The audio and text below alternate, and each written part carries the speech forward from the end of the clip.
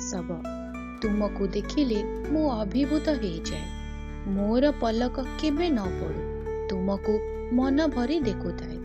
मोर एतिकी मिनती ठाकुरे, तुम पद सेवारू केबे वंचित करबनी। मते फूलटीए करी कन्नरे नहीं खोसिब, बास चंदनर टीकाटीए करी लगेइब मथारे, सूता खंडे करी गुंथी देव तुलसी माଳରେ, बास कर्पूरर गंध करिदेव तुम पादपद्मरे झरुथिबी। नेत करी नीलचक्रे बांधिब, पतित पावन बाना उड़िब। दीपटीए हेई जलुथाए सान्ते तुम चकानेत्र को चाही, गीतटीए करी शुणेई देव तुम नाम गाउथिबी।